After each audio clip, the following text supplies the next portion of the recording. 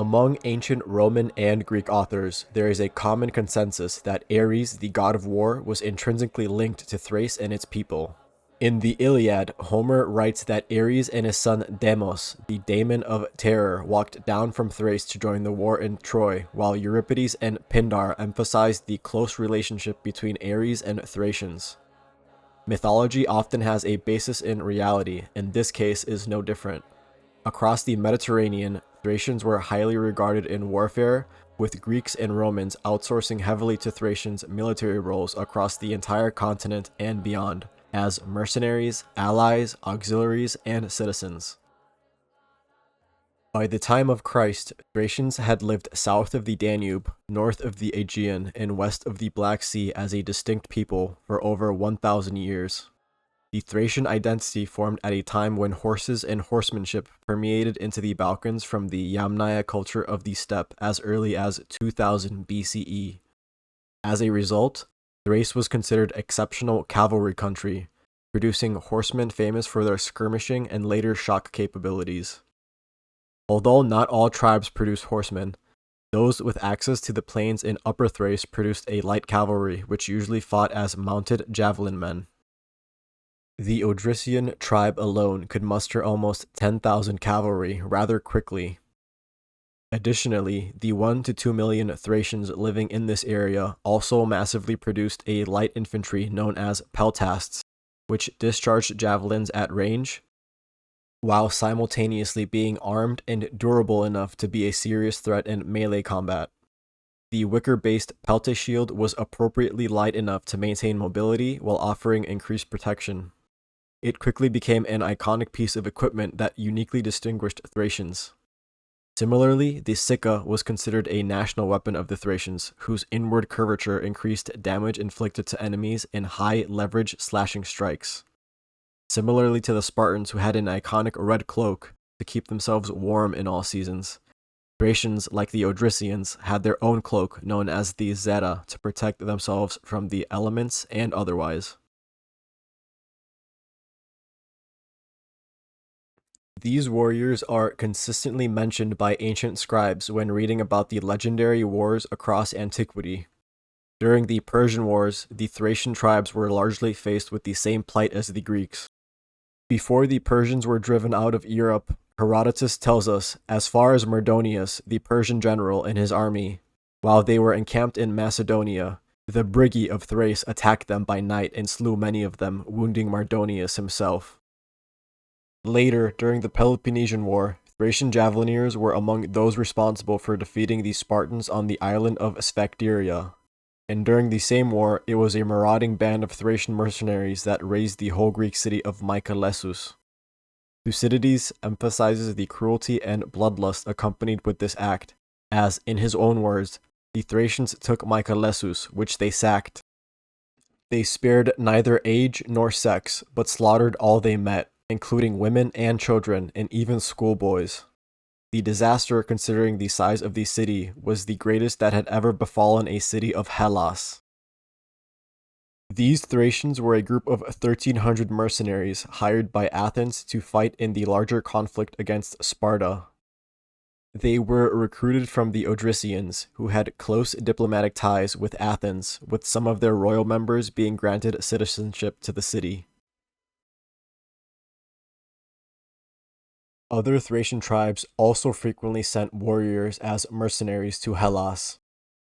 In the same way that Deimos, the god of terror and panic, accompanied Ares, a martial aura surrounded the Thracians, where enemy combatants often recognized that they had the competence of modern professional warriors, often combined with an archaic lust for blood, easily displayed by the massive slaughter of civilians at Mycalessus, which served zero strategic interest. The sacking of Mycalessus echoed a broader geopolitical concern that Greeks had during this time. Herodotus wrote that if all Thracians had been united, even half of them, and had been under one rule, they could have overcome any power whatsoever, including all the Greeks put together. That's pretty amazing PR for the Thracians, although I don't think he gives the Greeks enough credit, who themselves were natural warriors. The closest Thracians came to realizing this unity was in the same conflict, when the Odrysians confederated many tribes into their kingdom by the time of Sitalces. In 429 BCE, he mobilized an army of Thracians from his kingdom, including confederates and free warriors from all of Thrace, to invade Macedonia in support of Athens. If we believe Thucydides, 150,000 Thracians answered the call before descending into northern Greece. They overran the Macedonian countryside while the Macedonians withdrew to their fortified settlements. A combination of logistical issues related to feeding such a large force and a Thracian lack of experience in siege warfare forced Sitalces to withdraw his forces. It's also possible political subterfuge had a role in the matter. Although Thracian society produced copious and diverse warriors, these tribes generally lacked large cities and the experience associated with sieging them. 30 years later, when Xenophon of Athens marched with the 10,000 Greek mercenaries across Asia, they were accompanied by 800 Thracian peltasts and 40 Thracian horsemen all the way to Babylon and back to Europe.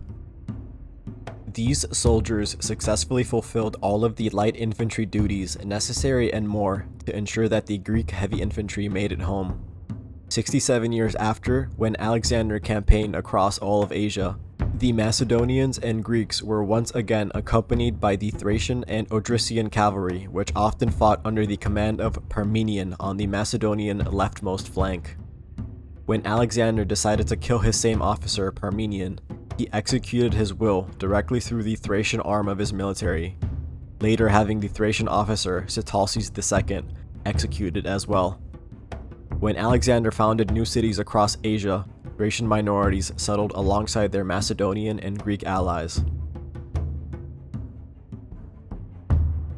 The Thracian reputation for war and perception as boisterous warmongers was so high that, when the Romans finally encountered a Thracian king with a mind for diplomacy, they noted him as a, quote, man of striking appearance and martial qualities, worthy of friendship, sober and polite, unlike other Thracians, end quote. This may have been an extremely pivotal set of circumstances that ultimately benefited the Odrysians and the entire population of Thracians across the board. King Codus of the Odrysians had a high reputation for war, like all Thracians, but also high diplomatic standing among Romans and Greeks. So in 168 BCE, when Rome defeated the Macedonians decisively at Pydna, he quickly sent delegates to the Romans attempting to use logic and diplomacy to defend his position in having joined Perseus, and to ask for the release of his son, who had been captured in war. Unfortunately, it could be argued that Codus was the one who dealt the Romans their biggest military defeat at Callinicus, and even more egregious, his Thracians had decapitated the Roman and Italian dead, and paraded their heads on sword pikes in celebration. Given the Roman reputation for zero tolerance, it's surprising that the Thracian delegates not only returned back to Thrace having their hostages released, but each delegate had been given a gift of 2,000 Roman bronze coins. This started a relationship with Rome grounded in genuine good faith, where the Odrysians maintained internal autonomy as they previously had with the Macedonians in exchange for military service. This is a very rare set of circumstances which preserve the population centers of Thrace from the slaughter and slavery often associated with the arrival of Rome, and allowed for the continued survival of the Thracian identity and customs throughout the Odrysian sphere of influence. The Thracian tribes living in the Rhodope Mountains shunned the Romans as they had the Macedonians and Persians before them, and even successfully ambushed the victorious Roman army returning from the Battle of Magnesia in 190 BCE, before quickly dispersing and escaping retribution. These mountainous tribes also had a long history of resisting Roman authority, relying on their mountain retreats. Remarkably, when the Thracians were later formally incorporated into the empire by way of the imperial provinces of Thracia and Moesia, there was surprisingly little bloodshed, followed by rapid granting of citizenship to Thracian cities and tribes, largely due to the continued military service. For context, within the same decade, Caesar conquered Gaul, and according to his own testament, of the 3 million Gauls originally living there, He enslaved 1 million, killed 1 million, and subjugated the rest, permanently altering the people of the land. In perspective then, while the freedom-loving Thracians probably chafed under Roman administration, they entered the empire in a much more enfranchised state in terms of preserving their identity, autonomy, and population centers. This was also highly pragmatic for the Romans, as Thrace was considered wild, with its lack of cities and nomadic tendencies making it hard to control, but simultaneously producing an abundance of light infantry and light cavalry, which the Romans demanded for their growing army. One thing is certain, the martial aura of Thracians endured well into the empire, impacting the Roman psyche significantly. A whole gladiatorial specialization known as Thracian or Thraex in Roman Latin was viewed consistently by crowds in the Colosseum of Rome and beyond. Additionally, when Thracians were not busy fighting for the empire, they were far too often responsible for greatly hurting Rome through the means of war. Spartacus himself was a native Thracian who forced both Crassus and Pompey to mobilize their armies after rampaging through Italy with a diverse army of former slaves. Beyond Italy, it was a squadron of Thracian allied horsemen and Ligurians that defected to the Numidians at the Battle of Suthul in 110 BCE, leading to another humiliating Roman loss to King Jugurtha. And finally, well into the empire's life in the 3rd century of the Common Era, it was Maximinus Thrax, a Thraco-Roman, born in Thracia, who was the first general to proclaim himself emperor, having never visited Rome, and the only to hold power for several years without ever stepping foot in the capital.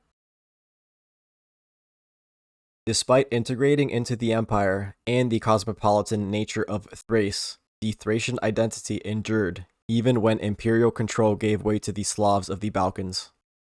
Although these people were not able to fully preserve their culture, they had their own syncretic fusion with the newly migrating Slavs and later Bulgarians that allowed for a significant portion of their genes, customs, and traditions to be passed down until modern times.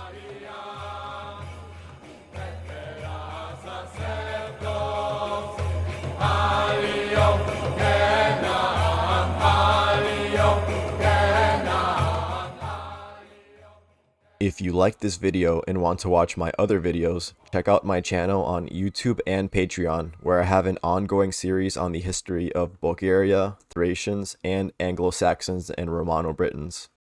Right now, 2 of my favorite videos on Patreon are the Arab Siege of Constantinople in 717 CE and the Battle of Variegaba in 759 CE. It's only $5 for the exclusive content on there, so consider joining if you like these videos and want to see more. A big thank you to everyone that's already signed up, and I look forward to creating more videos for everybody to enjoy.